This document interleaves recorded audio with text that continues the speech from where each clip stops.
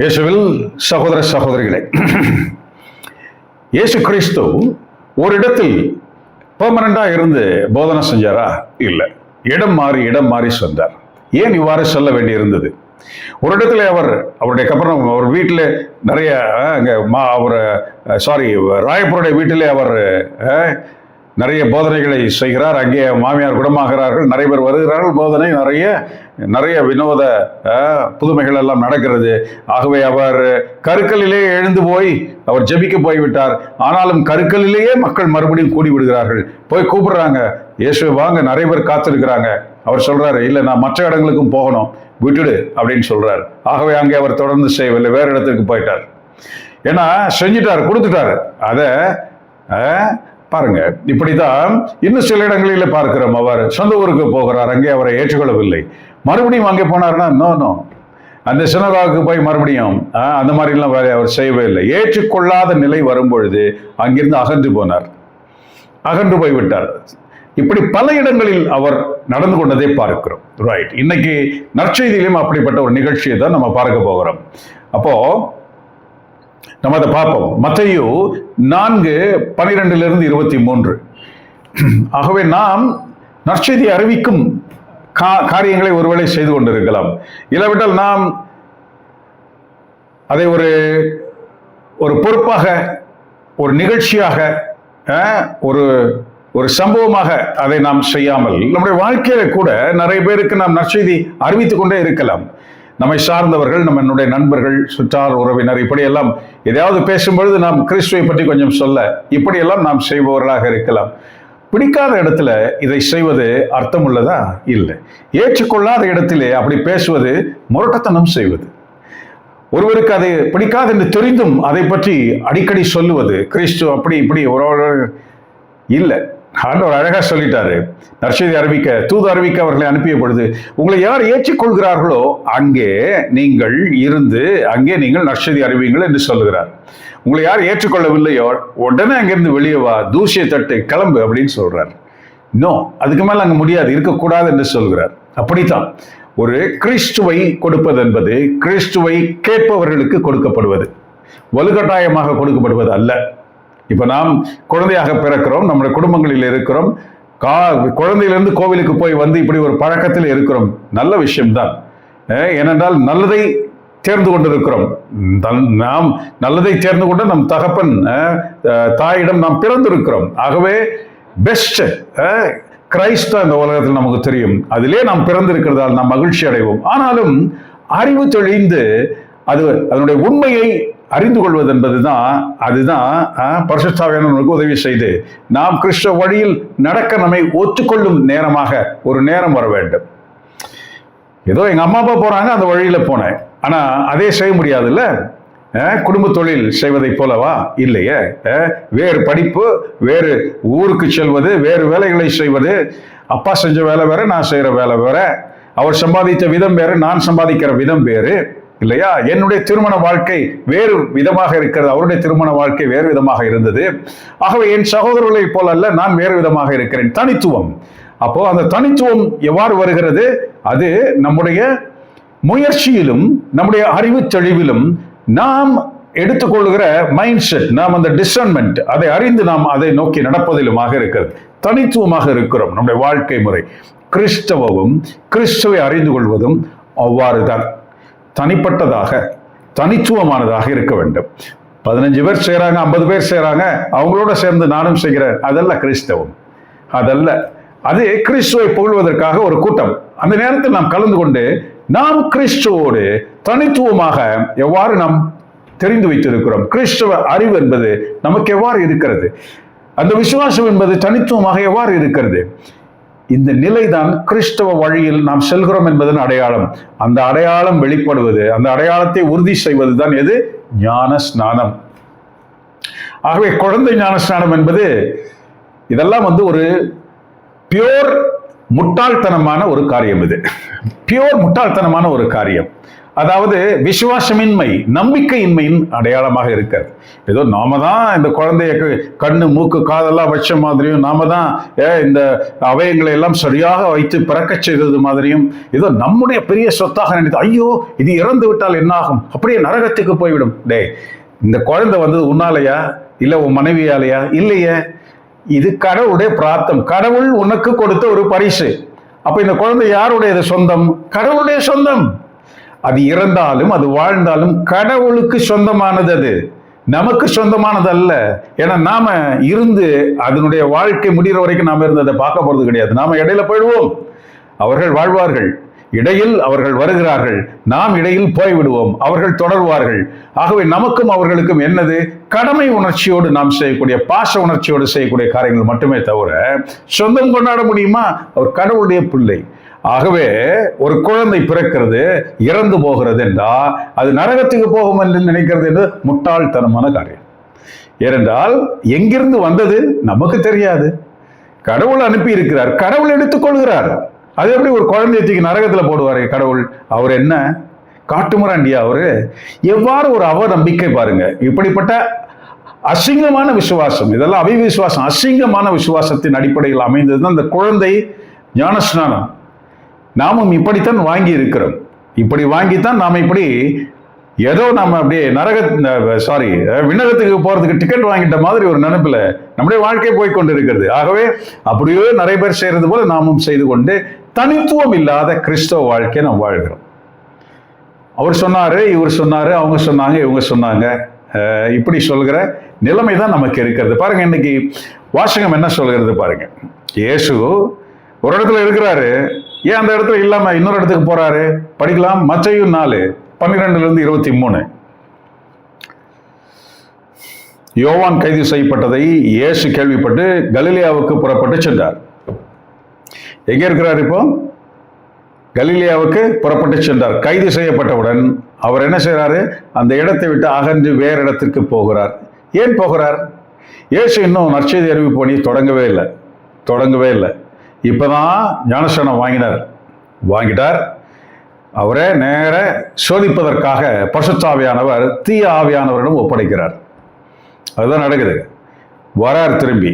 இங்க வந்தா என்ன ஆகிறது? இன்னும் அவர் சீடர்களை தேர்ந்து கொள்ளவில்லை, தனி மனுஷனாகவே இருக்கிறார், இன்னும் எந்த பணியும் ஆரம்பிக்கவில்லை. இங்கே யோவான் கைது செய்யப்பட்டு விட்டார். அப்படின்னா என்ன அர்த்தம்?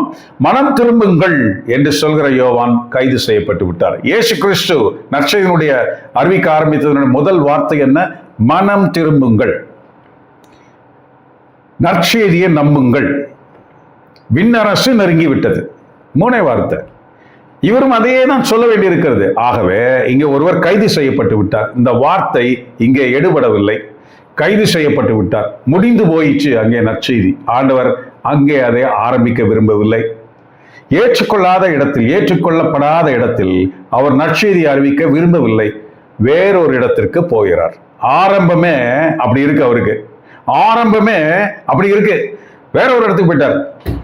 அங்கே அவர் நசரேத்தை விட்டு அகன்று செபுலோன், நப்தலி ஆகிய இடங்களின் எல்லைகளில் கடலோரமாய் அமைந்திருந்த கப்பர்நகமுக்கு சென்று குடியிருந்தார். அவசியம் என்ன வந்தது பாருங்க? ஏற்றுக்கொள்ளாமை. ஆகவே அவர் வேறொரு ஊருக்கு சென்று குடியிருக்கிறார். ஏன்னா அவர் பணியை ஆரம்பிக்க போறாரு. 30 வயசு முடிஞ்சு 31வது வயசுல ஆரம்பிக்க போகிற டைம்ல ஏற்றுக்கொள்கிற இடத்துக்கு போயிட்டார். இறைவாக்கினர் ஏசாயா உரைத்த பின்வரும் வாக்கு இவ்வாறு நிறைவேறியது. என்ன இறைவாக்கு உரைத்தார் ஏசாயா? முதல் வாசகம் தான் அது. படிச்சுட்டு வருவோமா? ஏசாயா 9:1-4. துயரமுற்றிருந்த நாட்டினருக்கு மனச்சோர்வு தோன்றாது. துயரமுற்றிருந்த நாட்டினருக்கு மனச்சோர்வு தோன்றாது. ஏன் தோன்றாது? ஏற்கனவே பல காலமாக அவர்கள் கடவுளிடமிருந்து பிரிந்து, அவர்கள் பாகாலின் இல்லாவிட்டால் வேறு தெய்வங்களின் வழிபாட்டிற்குள் புகுந்து, கடவுள் சொன்ன கட்டளையை அவர்கள் கடைபிடிக்காது வேறு காரியங்கள் எல்லாம் செய்து மிக துயரத்தில் இருந்தார்கள். மனம் வருந்தி சோர்ந்து என்ன செய்வதென்று தெரியாமல் அவர்கள் இருக்கிற நேரத்திலே அவர்களுக்கு இந்த வார்த்தை சொல்லப்படுகிறது பாருங்க. நாட்டினருக்கு மனச்சோர்வு தோன்றாது. ஏன் தோன்றாது? ஏன்னா ஒரு காலத்தில் செபுலோ நாட்டையும் நப்தலி நாட்டையும் ஆண்டவர் அவமதிப்புக்குட்படுத்தினார். நம்ம தான் நற்செய்தியில படித்தோம். கிறிஸ்து அந்த இடத்துக்கு தான் போகிறார். ஏன் அப்படி? பிற்காலத்திலோ பெருங்கடல் வழிப்பகுதி, யோர்தானுக்கு அப்பால் உள்ள நிலப்பரப்பு, பிற இனத்தார் வாழும் கலிலேயா நாடு ஆகிய பகுதிகளுக்கு மேன்மை வரச் செய்வார். வந்துருச்சு. அதுதான் நற்செய்தியில் எனக்கு படித்தோம். அவர் யூதேயாவை விட்டு அவர் கலிலேயாவுக்கு போகிறார். கலிலேயாவை விட்டு அவர் கப்பர்நகமுக்கு போய் பாருங்க, யூதேயா கலிலேயாவில் தான் இருக்கு. அந்த இடத்தை விட்டு கப்பர்நகமுக்கு போகிறார். கப்பர்நகமில் இப்படி படித்த இந்த இடங்களின் பக்கம் அவர் போய்விட்டார். இதுதான் ஏசாயா முன்னறிவிச்சிட்டார். அதுதான் இயேசு கிறிஸ்து அதை செய்திருக்கிறார். பாருங்க, காரூரில் நடந்து வந்த மக்கள் பேரொளியை கண்டார்கள். சாவின் நிழல் சூழ்ந்துள்ள நாட்டில் குடியிருப்போர் மேல் சுடர் ஒளி உதித்தது. ஆண்டவரே அந்த இனத்தாரை பல்கி பெருகச் செய்தார். அவர்கள் மகிழ்ச்சியை மிகுதிப்படுத்தினார். அறுவடை நாளில் மகிழ்ச்சி வருவது போல் திருமண் அவர்கள் அகமகிழ்கிறார்கள். கொள்ளை பொருளை பங்கிடும் பொழுது அக்களிப்பது போல் களி கூறுகிறார்கள். மிதியான் நாட்டு செய்தது போல் அவர்களுக்கு சுமையாக இருந்த நுகத்தை நீர் உடைத்தெறிந்தீர். எவ்வளவு அழகான வார்த்தைகள்! ஏன் அவர்களுடைய நோய்கள் எல்லாத்தையும் குணமாக்கிட்டார்.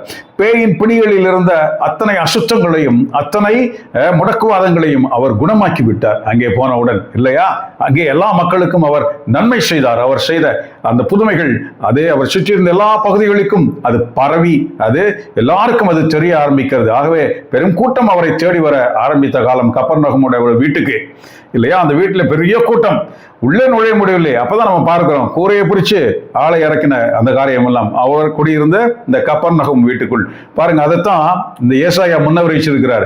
இப்படி அங்கே ஒளி உண்டாகும், அங்கே இப்படி ஒரு பெரிய மறுமலர்ச்சி உண்டாகும், கட்டுகள் எல்லாம் அங்கே அகற்றப்படும். எல்லாம் நடந்தது பாருங்க. ஆகவே அவர்களை ஒடுக்குவோரின் கொடுங்கோலை அவர் ஒடிச்செறிந்தீர்.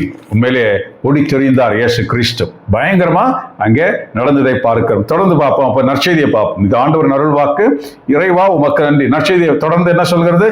செபுலோன் நாடே, நப்தலி நாடே, பெருங்கடல் வழிப்பகுதியை, யோர்தானுக்கு அப்பால் உள்ள நிலப்பரப்பே, பிற இனத்தார் வாழும் கலிலேய பகுதியை, காரிருளில் இருந்த மக்கள் பேரொளியை கண்டார்கள். காண்பார்கள், கண்டார்கள். எவ்வளவு அழகா இருக்கு! சாவின் நிழல் சூழ்ந்துள்ள நாட்டில் குடியிருப்போர் மேல் சுடரொளி உதித்துள்ளது. வாட் இஸ் சாவின் நிழல்?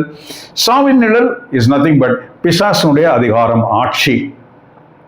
சுடரொளி உதித்துள்ளது. உதிச்சுச்சா? ஆண்டவர் வராரு, கடல்ல இருந்து இறங்கி அப்படியே வராது. ஊருக்குள்ள வந்தோன்னா அங்கே இருந்து 2 பேர் வெளியே வரான். கல்லறையிலிருந்து வெளியே வரான். கல்லறையில குடியிருக்கிறவன் 2 பேரும் வெளியே வந்து, எங்களை வதைக்க வந்தீரோ, எங்களை வதைக்க வந்தீரோ, உமது நேரம் வந்து விட்டதா? ஏன்? ஐயோ, உமது நேரம் இப்பொழுதே வந்து விட்டதா என்று அவன் கத்த ஆரம்பிக்கிறான். பாருங்க, உள்ளுக்குள்ளே அவனுக்குள்ளே ரெண்டு பேருக்குள்ள என்ன இருந்தது? 2000 பிசாசு இருந்தது என்று பார்க்கிறோம். ஆகவே என்ன இருந்தது? இருள் சூழ்ந்திருந்த அந்த இடத்திலே ஒளி உதித்தது. போங்கடா வெளியே அப்படின்னு சொன்னாரு. எல்லாம் ஓடி போயிடுச்சு. எல்லாம் அந்த பன்னிக்கூடத்துக்குள்ள போயிடுச்சு. பாருங்க, இப்படி அவர் சென்ற இடங்களில் எல்லாம் பிசாசுகள் கத்த ஆரம்பிக்கிறது. அது பயந்து அவரை கண்டவுடனே புரண்டு அது ஓட ஆரம்பிக்கிறதை பார்க்கிறோம். ஆகவே இந்த சாவின் இருள், பிசாசு தான் அந்த சாவு இல்லையா, சாவின் தூதனாக அவன் இருக்கிறான். ஆகவே சாவை வென்று உயிர்த்தெழுதலின் தூதனாக கிறிஸ்து வந்து விட்டார். சாவுக்கு இங்கே முடிவு உண்டாயிற்று. ஆகவே தான் பிசாசு இந்த உயிர்த்தெழுதலை கண்டவுடன் இந்த சாவு என்ன செய்கிறது? கச்சி அழுது ஓலமிட்டு ஓடுகிறது. அதுதான் இங்கே சொல்லியிருக்கிறது. இருள் சூழ்ந்திருந்த இடத்திலே ஒளி உதயமாயிற்று. அது முதல் இயேசு மனம் மாறுங்கள், ஏனெனில் விண்ணரசு நெருங்கிவிட்டது என பறைசாற்ற தொடங்கினார். பியூட்டிஃபுல்! எவ்வளவு அழகா இயேசு புதுசா வந்தாரு, அந்த இடத்தை மாற்றி அமைக்கிறார் பாருங்க. அப்போ இது ஏற்கனவே இறைவாக்காக அறிவிக்கப்பட்டு விட்டது. சரிங்க, இப்படித்தான் நற்செய்தி. இதுதான் பேர் தான் நற்செய்தி. அதாவது இருளை அகற்றும் ஒளியாக இருப்பது தான் நற்செய்தி. அப்ப கிறிஸ்து தான் அந்த நற்செய்தி. அவரை பார்த்தவுடன் பிசாசு ஓடுகிறதை போல உன்னையும் என்னையும் பார்த்தவுடன் எது ஓடணும்? பிசாசு ஓடணும். கெட்ட காரியங்கள், கேடான காரியங்கள் இல்லையா, கேடு விளைவிக்கும் பாவ சூழ்நிலைகள், இந்த சூழ்நிலைகள் எல்லாம் நீயும் நானும் நுழைகின்ற இடத்தில் இருக்க முடியாது. ஓடிடணும். ரைட்? அப்படி ஓடல, அதே சூழ்நிலைக்குள்ள நானும் அப்படியே போய் வாழ்றேன் அப்படின்னா நான் யாரு? நான் இருளில் இருக்கிறவன்.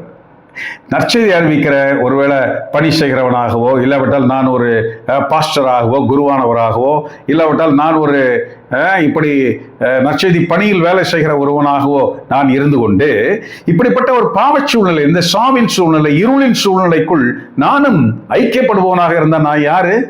நான் தான் யூதாஸ். ஏன்னா இயேசு கூடவே தான் இருந்தான் யூதாஸ்.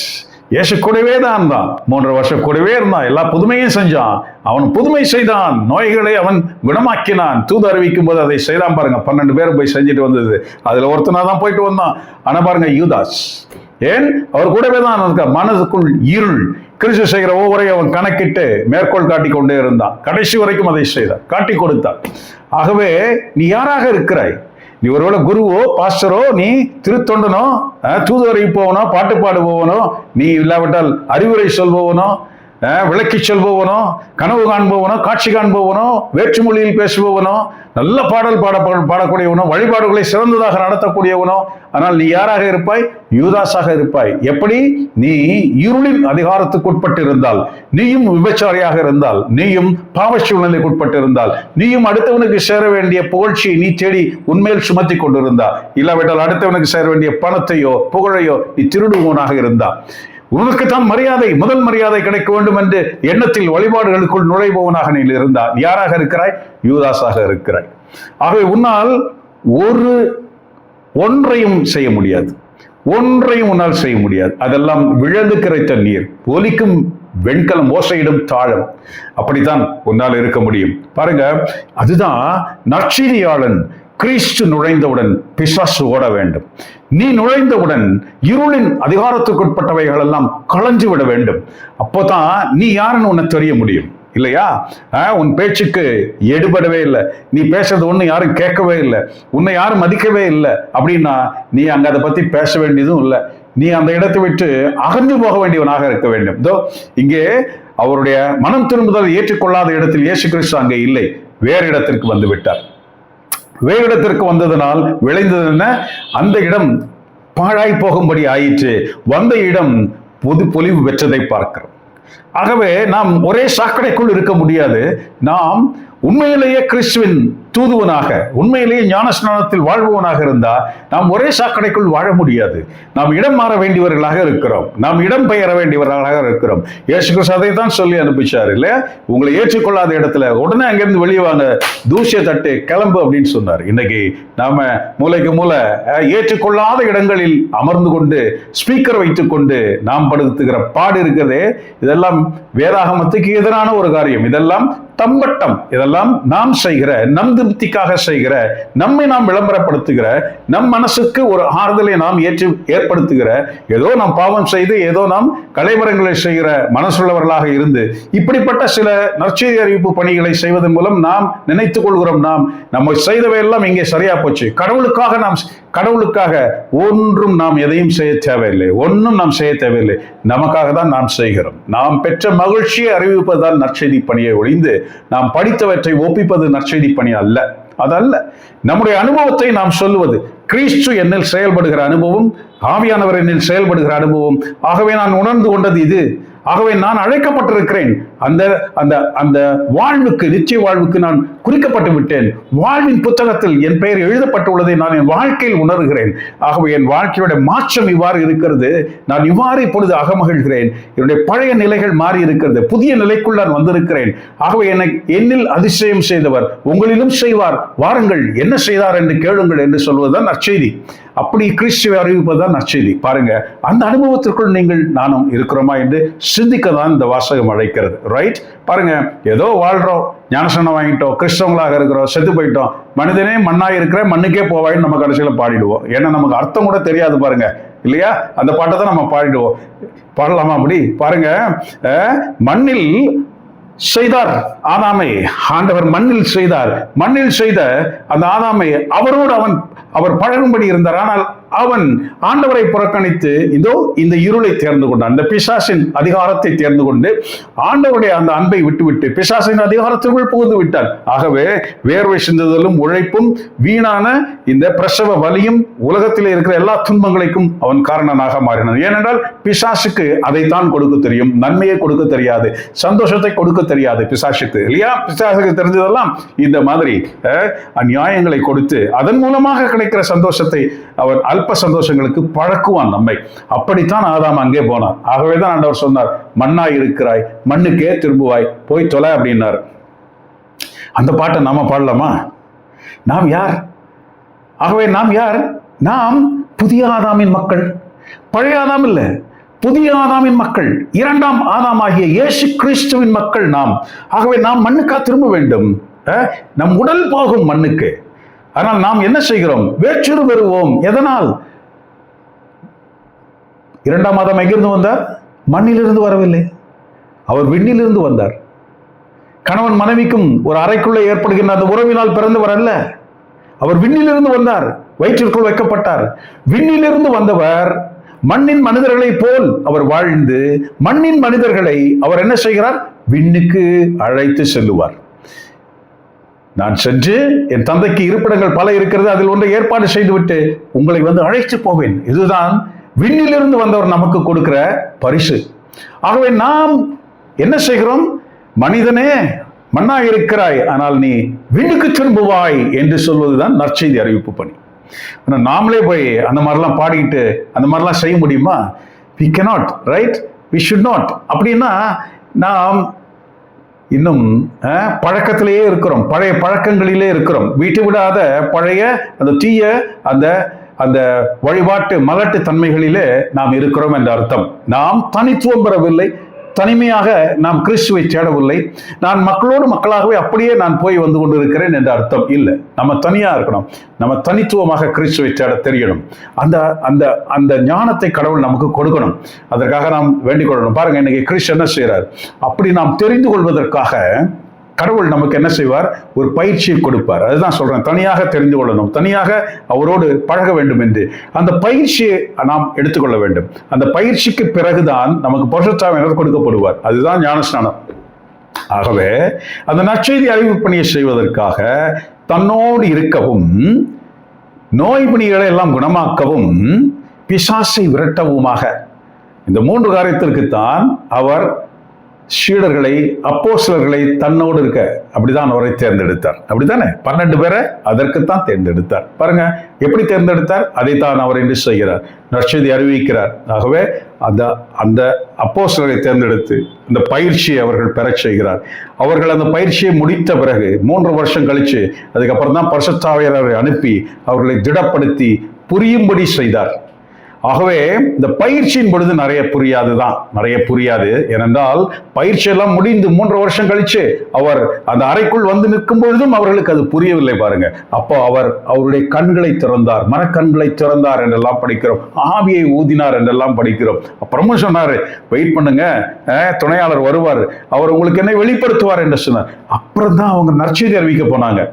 12 பேர், அவர்கள் 2 பேராக போனது நற்செய்தி அறிவிக்க இல்ல. கிறிஸ்து அவர்களை அனுப்பினது தூது அறிவிக்க. அது நற்செய்தி பணி அல்ல, தூது பணி, அது தயாரிப்பு பணி. அதைத்தான் நாம் செய்ய அழைக்கப்பட்டிருக்கிறோம். ஆனால் எப்பொழுது தனித்துவம் பெறுகிறோமோ, எப்பொழுது நாம் ஞானஸ்நானத்துக்கு பிறகு ஏற்படுகிற அனுபவ வாழ்க்கைக்கு பிறகு ஏற்படுகிற பரிசுத்தாவியானை பெறுதல், அப்படி ஒரு நிகழ்ச்சி நமக்கு உண்டாயிருக்கும் தனியாக, அப்பதான் நம்ம நற்செய்தி அறிவிக்க முடியும். அதுக்கு முன்னால நம்ம அனுப்பப்பட்டாலும் சரி, நாம் செய்தாலும் சரி, அதெல்லாம் வீணான அனுபவமற்ற ஒரு விடலைத்தனமான ஒரு காரியமாக இருக்கும். என்ன செய்கிறார்? அப்போஸ்தலர்களை பயிற்றுவிக்க அவர்களை தேர்ந்தெடுக்கிறார். பாருங்க, இயேசு கலிலேயா கடலோரமாய் நடக்கும் பொழுது 18வது வசனம், மத்தேயு 4:18, சகோதரர் இருவரை கண்டார். ஒருவர் பேதுரு எனப்படும் சீமோன், மற்றவர் அவர் சகோதரன் அந்திரேயா. மீனவரான இருவரும் கடலில் வலை வீசிக் கொண்டிருந்தனர். இயேசு அவர்களை பார்த்து, என் பின்னே வாருங்கள், நான் உங்களை மனிதரை பிடிப்பவராக்குவேன் என்றார். ஆக்கிட்டாங்கல்ல, நம்மளை பிடிச்சிட்டாங்க. எப்போ? அதுக்கப்புறம் இல்லையா, பெந்தகோஸ்தே நாளுக்கு அப்புறம் அவங்க பிடிக்க ஆரம்பிச்சது தான். தோமா இங்க வரைக்கும் வந்து நம்மளை பிடிச்சார். உடனே அவர்கள் வலைகளை விட்டுவிட்டு அவரை பின்பற்றினார்கள். அங்கிருந்து அப்பால் சென்ற பொழுது வேறு 2 சகோதரர்களை கண்டார். அவர்கள் செபதேயுவின் மகன் யாக்கோபும் அவர் சகோதரன யோவானும் ஆவர். அவர்கள் தங்கள் தந்தை செபதேயுடன் படகில் வலைகளை பழுது பார்த்துக் கொண்டிருந்தார்கள். இயேசு அவர்களையும் அழைத்தார். உடனே அவர்கள் தங்கள் படகையும் தந்தையும் விட்டுவிட்டு அவரை பின்பற்றினார்கள். அவர் கலிலேயா பகுதி முழுவதும் சுற்றி வந்தார். அவர்களுடைய தொழுகை கூடங்களில் கற்பித்தார். விண்ணரசு பற்றிய நற்செய்தியை பறைசாற்றினார். மக்களிடையே இருந்த நோய் நொடிகள் அனைத்தையும் குணமாக்கினார். இது கிறிஸ்துவின் நற்செய்தி. கிறிஸ்துவை உமக்கு புகழ். எங்க கற்பித்தார்? தொழுகை கூடங்களில் கற்பித்தார். இன்னைக்கு நிறைய பேர் தெருக்களில் போய் கற்பிக்கிறாங்க, தவறு. We should not do that. அவர் தொழுகை கூடங்களில் கற்பித்தார். நற்செய்தி அறிவிக்கும் போது எங்க போனார்? வீட்டில் தங்கி இருக்க சொன்னார். ஒரு வீட்டில் தங்கி இருக்கும்படி அவர்களை பயிற்றுவித்தார். அப்படித்தான் அவர் செஞ்சார். பாருங்க, இப்படி அவர் ஒரு ஸ்பெசிபிக் பிளேஸ்ல இருந்து அதை செய்கிறார். அதுதான் நற்செய்தி பணி. ஆகவே இப்படியே போகிற போக்கில் போய் எதையாவது ஒன்று பண்ணிக்கிட்டே இருக்கிறதெல்லாம் சொந்த விருப்பத்தின் பேரில் நாம் செய்கிற காரியம். அதில் நிறைய தடங்கள் வருகிறோம். உடனே நம்ம சொல்கிறோம், இயேசு கிறிஸ்துக்காக நாங்கள் தண்டிக்கப்படுகிறோம், நாங்கள் கஷ்டப்படுகிறோம். இதெல்லாம் உடான்ஸ், இதெல்லாம் தேவையில்லாத வேலை. ஒன்றும் அப்படி அவர் செய்ய சொல்லவே இல்லை. ஓகே, இன்னைக்கு 2ஆம் வாசகத்தை படிப்போம். 1 கொரிந்தியர் 1:10-13 மற்றும் 17. சகோதர சகோதரிகளே, நம் ஆண்டவர் இயேசு கிறிஸ்துவின் பெயரால் நான் உங்களை கெஞ்சி கேட்டுக்கொள்வது இதுவே: நீங்கள் ஒத்த கருத்துடையவர்களாய் இருங்கள். உங்களிடையே பிளவுகள் வேண்டாம். ஒரே மனமும் ஒரே நோக்கமும் கொண்டிருங்கள். நம்ம பார்க்கிறோம் இது கொரிந்தியர்ல. ஆனா இன்னைக்கு நம்ம ரோமையர் 15:5 நம்ம இதை பார்க்க முடியும். கிறிஸ்துவின் முன்மாதிரிக்கேற்ப நீங்கள் ஒத்த கருத்துடைய ஒன்றித்து வாழுங்கள் என்று சொல்கிற ஒரு வார்த்தையை நம்ம கேட்க முடியும். கிறிஸ்துவின் முன்மாதிரிக்கேற்ப அவர் தந்த முன்மாதிரிகள் நிறைய இருக்கிறது. அதற்கேற்ப பாருங்க, உங்களுடைய சண்டை சச்சரவுகள் இருப்பதாக குளோயி வீட்டார் எனக்கு தெரிவித்துள்ளார்கள். நான் இதை சொல்ல காரணம், உங்களுள் ஒவ்வொருவரும் நான் பவுலை சார்ந்துள்ளேன் என்றோ, நான் அப்போலோவை சார்ந்துள்ளேன் என்றோ, நான் கேபாவை சார்ந்துள்ளேன் என்றோ, நான் கிறிஸ்துவை சார்ந்துள்ளேன் என்றோ சொல்லிக் கொள்கிறீர்களாம். கிறிஸ்து இப்படி பிளவுபட்டுள்ளாரா? அல்லது பவுலா உங்களுக்காக சிலுவையில் அறையப்பட்டான்? அல்லது பவுலின் பெயரெல்லாம் நீங்கள் திருமுழுக்கு பெற்றுக் கொண்டீர்கள்? பாருங்க, திருமுழுக்கு கொடுப்பதற்கு அல்ல, நற்செய்தி அறிவிக்கவே கிறிஸ்து என்னை அனுப்பினார். பாருங்க, இவர் வேற ஒரு அப்போஸ்தலர், அப்படிதானே? 12 அப்போஸ்தலர்கள் வேற. அதை நம்ம முதல் நம்ம இதுல பார்த்தோம். இதுல சுவிசேஷத்துல பார்த்தோம். 12 வரை அவர் முதல் 4 வரை அழைக்கிற அந்த காரியத்தை பார்க்கிறோம். இது பவுல் 12 ஒருவர் அல்ல, பட் இவரும் அழைக்கப்பட்டிருக்கிறார். இவரும் யாராக இருக்கிறார்? நற்செய்தியைத்தான் அறிவிக்கிறார். அந்த பயிற்சி, அந்த குறிப்பிட்ட பயிற்சி இவருக்கு இல்லை. இவருக்கு வேறு விதமான அனுபவம், வேறு வித பயிற்சி இவருக்கு இருக்கிறது. பாருங்க, அதனாலதான் இவர் சொல்றாரு, பவுலா இல்ல, மனித ஞானத்தின் அடிப்படையில் சொற்களில் இந்நற்செய்தியை அறிவித்தல் ஆகாது. அவ்வாறு அறிவித்தால் கிறிஸ்துவின் சிலுவை பொருளச்சு போய்விடும். இது ஆண்டவரின் அருள் வாக்கு. இறைவா உமக்கு நன்றி. பாருங்க, மனித ஞானத்தின்படி அல்ல. இன்று பல பேர் நற்செய்தி அறிவிக்கிற பணியையும் கிறிஸ்துவை பற்றி தெரிந்து கொள்வதையும் எதில் தெரிந்து கொள்கிறார்கள்? மனித ஞானத்திலிருந்து தெரிந்து கொள்கிறார்கள். ராங் இல்ல? இன்னைக்கு நானும் நற்செய்தி அறிவிக்கிறேன். உங்களுடைய எதை வைத்து அறிவிக்கிறேன்? இது இந்த வார்த்தையை படித்து இதில் உள்ள விளக்கத்தை தான் சொல்லுகிறேன். நம்மளாக எதையாவது ஒரு சொற்பொழி வாற்றக்கூடாது, எதையாவது ஒன்று பண்ணிட்டே இருக்கக்கூடாது. இங்கே என்ன இருக்கோ அதுல இருந்து வெளியே போகக்கூடாது. இதை மட்டும்தான் நற்செய்தி. மற்றதெல்லாம் உங்களுடைய தனிப்பட்ட விருப்பத்தின் பேரில் செய்கிறது. நிறைய பேர் இன்னைக்கு புக் எழுதுறாங்க, இதை சார்ந்து புத்தகங்கள் எழுதுவதும், அதை செய்வதும், இதை செய்வதும், நிறைய காரியங்கள் செய்கிறார்கள். இதெல்லாம் அவர்களுடைய தனிப்பட்ட என்ன சொல்வது, அவர்களுக்கு இருக்கிற அந்த டேலண்ட்டை வெளி காட்டுற ஒரு விதமாக இருக்கு. நிறைய பேருக்கு அது பாராட்டுகள் கிடைக்கும். இப்படியெல்லாம் அவருடைய நிறைய காரியங்கள் இருக்கிறது பாருங்க. பட் என்ன ராங்? இதை படிக்கிறதுல என்ன ராங்? இதைத்தானே படிக்கணும். இதை சார்ந்த புத்தகங்களை படிப்பது, இதை படிக்கணும் முதல்ல. இதுக்கு விளக்கம் தெரியலையா? தெரியும் கண்டிப்பா. இதை ஒழுங்காக படிப்பவர்களுக்கு, இதை சிரத்தையாக படிப்பவர்களுக்கு பரிசுத்த ஆவியானவர் கற்றுக் கொடுக்கிறார். அதுதானே பீட்டர் அழகா சொல்றாரு, கிறிஸ்து தானே சொல்றாரு, பரிசுத்த ஆவியானவர் வந்தா உங்களை எல்லாவற்றையும் கற்றுக் கொடுப்பார். ஆகவே ஒரு டீச்சர் அவசியம் இல்லை அப்படின்னு பேதுரு சொல்றாரு. ஒரு டீச்சர் அவசியப்படாது, ஒழுங்கா படிச்சார். ஆனா நிறைய பேர் பார்க்கிறோம், அது என்ன சொல்வது, அந்த மனிதர்களை போற்றும் விதமாக அவர்கள் எழுதின புத்தகங்களை படிப்பது. அவரு சொல்லிட்டாரு, இவரு சொல்லிட்டாரு, இவங்க என்ன சொன்னாங்க, அதுதான் முக்கியம். பாருங்க, இன்னைக்கு பவுல் வித்தியாசமான ஒரு நபர் இல்லையா? அவரை கடவுள் அழைத்த விதம் வேறு. ஏன் 12 ஒருவராக பவுலை போன்ற ஒருவர் அழைக்கப்படவில்லை? பவுல் ஏன் தனிப்பட்ட விதமாக அழைக்கப்பட்டிருக்கிறார்? பாருங்க, ஓகே, அவர் என்ன இருந்திருக்கலாம், ஏதோ ஒன்று, ரைட். பாருங்க, இவர் அழைக்கப்பட்ட விதம் வேறு. இவர் என்னவாகிறார்? ஏற்கனவே கடவுள் மேல் ஆர்வம் கொண்டு திருமறை சட்டங்களை அதிகமாக படித்து தேர்ந்தவர். ஆனால் அவருடைய கருத்தியல்பு, அந்த மனத்தின்மை, அந்த மைண்ட் செட் அவருக்கு கிறிஸ்துவை ஏற்றுக்கொள்ளாத அளவுக்கு அவைகள் அவர்களிடம் படிந்திருந்ததை பார்க்கிறோம். ஏனென்றால் அவர் யாரு? ஒரு பரிசேயன் என்று தன்னை அறிமுகம் செய்கிறார். பரிசேயர்கள் யார்? நிறைய சட்டத்திட்டங்களின்படியே வாழ்கிறவர்கள், விசுவாசத்தை கோட்டை விட்டவர்கள். ஆகவே பாருங்க, கிறிஸ்துவை அவர்கள் ஏற்றுக்கொள்ளவில்லை. கரெக்ட். சட்டத்திட்டங்கள், படிப்பு, அறிவு அப்படியே இருந்தவர்களை பார்க்கிறோம். ஆனால் யார் அவர்களுக்கு கிறிஸ்து ஒருவர், பாருங்க, கிறிஸ்து பிறந்திருக்கிறார், இப்படி யார் அவங்களுக்கு சொல்றது? கீழே நாடுகளிலிருந்து போன ஞானிகள் அங்கே போய், பெரிய ஆளுங்களே, உங்களுக்கு ஒரு அரசன் பிறந்திருக்கிறாருடா என்று சொல்ல வேண்டி இருந்தது. பாருங்க, அவருடைய அறிவு எவ்வளவு இருந்தது. அப்படியா? தேடு. ஆமா, இந்த இடத்துல இப்படி பிறப்பார் எழுதி இருக்குது. ஏன் அது உனக்கு தெரியலையா? உனக்கு தேட தெரியல, உனக்கு தெரியல. அதுதான் அவங்களுடைய அறிவு. பாருங்க, எசாயா தீர்க்கதரிசிகிட்ட அப்பவே ஆண்டவர் சொல்லிட்டார், போய் அந்த உன் ஜனங்கள்கிட்ட போய் சொல்லு. என்ன சொல்லு? அவர்களுடைய அறிவை மழுங்கடி, அவருடைய காதுகளை கேட்காமல் செய், அவருடைய அறிவை நீ பூட்டி வை என்று அன்றைக்கே சொல்லிவிட்டார். அதுதான் நடந்தது. கிறிஸ்து வரும் பொழுதும் அதுதான் நடந்தது. இன்று வரை அது நடந்து கொண்டிருக்கிறது. கிறிஸ்துவை பொறுத்தவரை அவருடைய அறிவு பூட்டி வைக்கப்பட்டிருக்கிறது, அவருடைய வாய் பூட்டி வைக்கப்பட்டிருக்கிறது, காதுகள் மூடி வைக்கப்பட்டிருக்கிறது, கண்கள் குருடாக இருக்கிறது இன்று வரை. ஆனால் இந்த உலகத்திற்கு அவர்கள் பெரிய அறிவுள்ள ஞானிகளாக இருக்கிறார்கள். ஆனால் கிறிஸ்துவை தெரிந்து கொள்வதில் அவர்கள் மூடர்களாக இருக்கிறார்கள். பாருங்க, நாம் ஒருவேளை எந்த கண்டுபிடிப்புகளோ எந்த வரை காரியங்கள் பெரிய பெரிய காரியங்களை செய்யாதவர்களாக இருக்கலாம். நாம் யாராக இருக்கிறோம்? கிறிஸ்துவை தெரிந்து விட்டோம். ஆகவே நமக்கு என்ன இருக்கிறது? ஆண்டவர் அவருக்குள் நமக்கு ஞானம் உண்டாயிற்று. ஆகவேதான் நாம் மிக முக்கியமான ஒரு கிறிஸ்துவை தெரிந்து கொண்டு விட்டோம். இதற்கு மேல் தெரிந்து கொள்ள எதுவும் இல்லை மனிதனுக்கு. த டாப் மோஸ்ட் இல்லையா? அதை நாம் பிடித்து விட்டோம். அப்போ மற்றதெல்லாம் நமக்கு துச்சமாக இருக்குது. அதுதான் பவுலும் சொல்லிட்டார். நான் படிச்ச என்னுடைய அறிவு, என்னுடைய புத்தகம், அது இது எல்லாம் எனக்கு குப்பை. ஏனென்றா கிறிஸ்துவை நான் தெரிந்து கொண்டு விட்டேன். கிறிஸ்டியனை அறிமுகம் செய்து அவரை நான் பற்றி கொண்டு விட்டேன் என்று சொல்கிற அந்த காரியத்தை பார்க்கிறோம். அதனால்தான் அவர் அறிவிக்கிற ஒவ்வொரு வார்த்தையும் பெரிய பெரிய நற்செய்தியாக வந்து விழுகிறதை பார்க்கிறோம். இன்று எத்தனை புத்தகங்கள் இருக்கட்டும், அவர் எழுதின திருமுகங்கள் தான் இன்று நமக்கு உண்மையில கிறிஸ்தவ அறிவை கொடுக்கிறது இல்லையா? கிறிஸ்துவை தெரிந்து கொள்ள செய்கிறது. கடவுள் அவரை அப்படி உபயோகப்படுத்தினார். ஏனென்றால் அவர் தன்னை முழுவதுமாக விட்டு கொடுத்ததை பார்க்கிறோம். ஒரே அடியில சொல்றார், ஆண்டவரே நீர் யார் என்று கேட்டு விட்டார். முதல்ல ஆண்டவரேன்னு சொல்லிட்டார். அப்படிப்பட்ட பவுலை பார்க்கிறோம். ஆகவேதான் இன்று நாம் பார்க்கிற 4 நற்செய்தியை பார்க்கிறோம் இல்லையா? மத்தேயு, மார்க்கு, லூக்கா, யோவான்.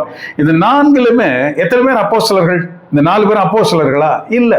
கிறிஸ்துவோடு இருந்தவர்களா? இந்த 4 பேரும் இல்ல. 2 பேர் தான் அதுல கிறிஸ்துவோடு இருந்தவர்கள் இல்லையா? மார்க் யாரு? லூக்கா யாரு? அப்போஸ்தலர்கள் கிடையாது. மார்க் யாரு? ராயப்பர், அதாவது பேதுருவுடைய அசிஸ்டண்டாக இருந்தவர் இல்லையா? கிறிஸ்து எல்லாம் இறந்து உயிர்த்து போயிட்டது. அதுக்கப்புறம் தான் மார்க்ன்றவர் வராரு. பேதுரு நற்செய்தி அறிவிக்கும் அவர் கூட இருக்கிற அசிஸ்ட் பண்றவர் பாரு. லூக்கா எழுதிய நற்செய்தி என்று 4 நற்செய்திகளிலும் ஏதாவது ஆழமாக நம்மை தேட வேண்டும் என்றால் லூக்கா என்ன சொல்லி இருக்கிறார் அப்படின்னு தான் தேட வேண்டி இருக்குது. அந்த லூக்கா யாரு? பவுலுக்கு அசிஸ்டண்டா இருந்தவர். அவர் ஒரு நற்செய்தி, அவர் ஒரு அப்போஸ்தலன் கிடையாது. பாருங்க நற்செய்தி எப்படி பரவுகிறது பாருங்க. அப்போ வெறும் 12 பேர்கிட்ட இருந்து மட்டுமே பரவினதா இல்லையா? அப்போ 12 நற்செய்தியாளர்கள், இங்க 12 புத்தகம் இருந்திருக்க வேண்டுமே? அப்படியும் இல்லை. 12ல் 2 பேர் தான் எழுதுனது நம்ம இங்க படிக்கிறோம். மீதெல்லாம் பவுலுடைய அந்த ஒரு விளிமியங்களை தான் நம்ம படிக்கிறோம். அதிகமான திருமுகங்களை நம்ம படிக்கிறோம். அப்படித்தானே நிறைய காரியங்கள் நடக்கிறது. ஆகவே தான் அப்போஸ்தலர் பணி மிக பிரபலமானதாகவும் ஒவ்வொரு கொரிந்தியருக்கு, எபேசியருக்கு, பிலிப்பியருக்கு, இப்படி எபிரேயருக்கு இப்படி எழுதின திருமுகங்கள் எல்லாம் நம்முடைய வாழ்க்கையை அது சோதித்தறிவதாகவும் அப்படித்தான் அது வந்து நிற்கிறதே பார்க்கிறோம். ஆகவே எவ்வளவு பிரபலமாக இருக்கிறது. ஆகவே நீயும் நானும் அப்படித்தான் அழைக்கப்பட வேண்டும். 12 ஒருவரை போல அல்ல, பவுலை போல. ஏனென்றால் நாம் அவர்கள் கிறிஸ்துவை நேரில் கண்டவர்கள். பவுல் கிறிஸ்துவை நேரில் காணாதவர். ஆகவே நமக்கு முன்னடையாளமாக நம் முன் நிற்பது யார்? பவுல். அவர் கிறிஸ்துவை காணாதவர். நாமும் கிறிஸ்துவை நேரடியாக உருவமாக காணாதவர்கள். ஆகவே பவுல் எவ்வாறு மனம் திரும்பி அவர் தான் படித்தவை இந்த உலகத்தை அவர் குப்பையென நினைக்கிறாரோ அப்படிப்பட்ட ஒரு நிலைமை நமக்கு உண்டாகுமே. ஆனால் அப்பதான் நம்ம நற்செய்தி அறிவிக்க நம்மால் முடியும். அப்படி நாம் அறிவிக்கின்ற நற்செய்திக்கு பயங்கர வேல்யூ இருக்கும். அப்பதான் அது. ஆகவே நம்மை தேடாதவர்கள் முன், நம்மை புறக்கணிப்பவர்கள் முன், நம் நற்செய்தியை ஏற்றுக்கொள்ளாதவர்கள் முன் நாம் தூசியை தட்ட கற்றுக்கொள்ள வேண்டும். அங்கே நின்று அதுதான் இதுதான் அதுதான் இதுதான் ஸ்பீக்கர் எல்லாம் கரெக்டாக கத்துக்கணும் இல்லையா? சத்தம் போடுறத கரெக்டாக நிப்பாட்டணும். நம்முடைய அறைக்கு வெளியே சத்தம் செல்வதை நாம் தடுக்க தெரிய வேண்டும். இப்படி நாம் கிறிஸ்துவோடு பரிசுத்தர்களாக வாழ கற்றுக்கொள்ளும் பொழுதுதான் நம் வாழ்க்கையிலிருந்து வெளிப்படும் அந்த நற்செய்தி அதுதான் மற்றவர்களை சுண்டி இழுக்குமே ஒழிந்து நம்ம போடுற ஜால்ராலையோ கிட்டார்லையோ நம்ம போடுற வயலின்லையோ ஆர்கன்லையோ இங்க இருந்தெல்லாம் பெருசா வராது. இன்று நிறைய பாடல்கள் அப்படி வருகிறதே பார்க்கிறோம். எல்லாம் ஒரு புகழுக்காக வந்து நிற்கிறதே பார்க்கிறோம். அங்கே ஒரு டான்ஸ், அங்கே ஒரு அழகான இசைகளும், அது 5.1லையும் இல்லாட்டி 4Dலையோ இப்படியெல்லாம் பண்ணி அது வந்து எவ்வளோ அது வந்து லைக்ஸ் வாங்குறதுக்கும், அதை ஃபேமஸ் ஆக்குறதுக்கும், அதை பணம் பண்றதுக்கும், அதன் வழியாக சம்பாத்தியம் செய்வதற்குமாக பார்க்கிறோம். என்று சொல்கிறார், நீங்கள் ஒருமித்து வாழுங்கள் என்று சொல்கிறார். இந்த ஒருமைப்பாடு இங்க இருக்கிறதா? எத்தனை சபைகள் இருக்கிறது. கத்தோலிக்கம் ஒரு சபை அப்படின்னா கத்தோலிக்கத்திலிருந்து பிரிந்து போனா 50,000 சபை இருக்கு. எங்கேயாவது ஒருமைப்பாடு இருக்கிறதா? ஏன் 50,000 வர வேண்டி இருக்கிறது? அங்க ஒண்ணு இருக்கணும்ல, அங்கேயும் ஒண்ணு இருந்தா போதுமே. சரி, இதெல்லாம் பொய்மை. கத்தோலிக்கமே ஒரு பொய்மை என்றால் கத்தோலிக்கத்துக்குள்ளே ஒரு சபை கிடையாது. நம்ம நினைப்பது போல கத்தோலிக்கம் ஒன்று அல்ல. கத்தோலிக்குள் பல சபைகள் இருக்கிறது, பல சபைகள். several congregations are there in Catholic. one Catholic சொல்றோம், ஆனா எல்லாமே உள்ளுக்குள்ள பல சபைகள், ஒருவரோடு ஒருவர் ஒட்டி கொள்வதில்லை. அது வேற இடம், இது வேற இடம். எங்க காங்கிரிகேஷன் வேற, எங்களுடைய பாலிசி வேற, எங்களுடைய திங்கிங் வேற, எங்களுடைய ஐடியாலஜிஸ் வேற, எல்லாமே வேற. அவங்க வேற, நாங்க வேற என்று சொல்கிற பல்லாயிரம் சபைகள் கத்தோலிக்கத்திற்குள்ளே இருக்கிறது. வழிபாட்டு முறைகள் வேறு, அவருடைய நடை உடை பாவனைகள் எல்லாமே வேறு, பேச்சு கூட வேறு, அவருடைய சொத்துக்கள் எல்லாம் தனித்தனி சொத்துக்களாக இருக்கிறது. கத்தோலிக்க சொத்துன்னு ஒரே சொத்தாக கொண்டு வர முடியுமா? முடியாது. அந்தந்த சபைகளுக்குள்ள சொத்து, அவர்களை சார்ந்த பள்ளிக்கூடங்கள்.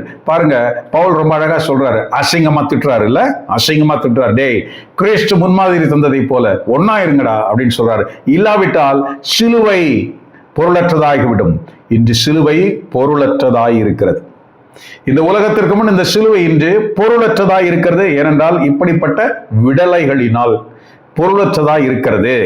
உண்மையான சிலுவை என்பது என்ன தெரியாது. அது உன்னிலும் என்னிலும் இருந்து வெளிப்பட வேண்டும், காத்திருக்கிறது. ஆகவே நீ யாராக இருக்கிறாய்? இந்த பழம் பெருச்சாளிகளோட அப்படியே அப்படியே ஞானஸ்நானத்திலே அப்படியே வாழ்ந்து, அப்படியே இந்த ஞானஸ்நானம் பெற்று, அப்படியே அதுக்கு அடுத்தது புதுநன்மை, அதுக்கு அடுத்தது உறுதி பூசல், அதுக்கப்புறம் இப்படியே போய் செத்து போகும்போது ஒரு அது மேல மந்திரித்து தெளிச்சு மண்ணா இருக்கிறடா, மண்ணுக்கே போடா அப்படின்னு சொல்லி முடிச்சு வச்சிடுற அந்த லிஸ்ட்ல தான் நீ இருக்கிறியா?